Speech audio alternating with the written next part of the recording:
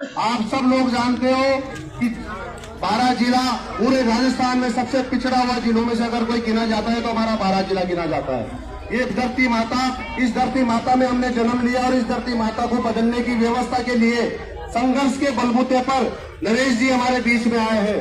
हम लोग शुरू से सोचते थे कि भगत सिंह पैदा तो हो लेकिन पड़ोसी के घर में होना चाहिए। यही सब लोग भगत सिंह को पसंद करते हैं, लेकिन कुर्बानी कौन दे, शहादत कौन दे,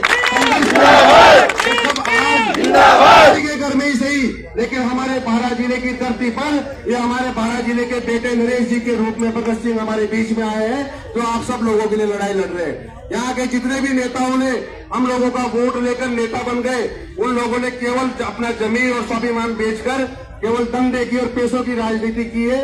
और आज के गांव का युवा, गांव की मातृशक्ति और गांव के बुजुर्ग हर वर्ग इन लोगों से परेशान रहे हैं। किस तरीके से प्रमोद चिनवाया जैसे भ्रष्टाचारी ने पूरे देश में 12 जिले का नाम कलंकित किया। 12 जिले को नाम में भ्रष्टाचार में सबसे पहले अगर गिना जाता है तो प्रमोद भाया का नाम आता है। उस प्रमोद भाया ने 25 सालों से हमसे वोट ले रहा है, पत्नी को जिला प्रमुख बना रखा है, फिर भी गांव की स्थितियां वो की वही है। हम लोग फिर भी जागने को तैयार नहीं है। आज की जो स्थिति है कि आप जानते हो कि जब अगर इन नेताओं को पता लग जाए कि हमको चुनाव नहीं लड़ना तो कोई व्यक्ति हमसे राम राम करने वाला नहीं है, जनता की सुन लेने वाला नहीं है।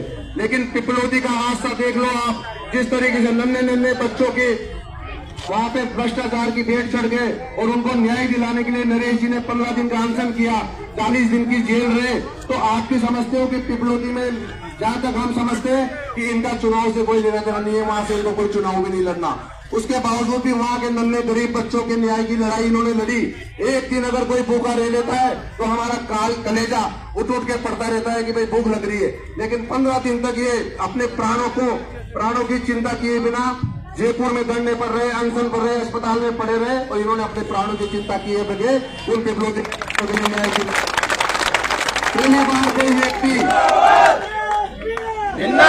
पहली बार कोई व्यक्ति किसानों की बात कर रहा है, पहली बार कोई व्यक्ति युवाओं की बात कर रहा है, पहली बार कोई व्यक्ति बुजुर्गों की, महिलाओं की, मातृशक्ति, किसानों के हितों की बात कर रहा है। ये जो नेता है उन नेताओं को भी हमने देखा है 25-50 सालों से रोटी की तरह पलट रहे, एक बार इसको एक बार उसको, लेकिन उन्होंने जनता की सुध लेने का काम कोई नहीं कर रहा।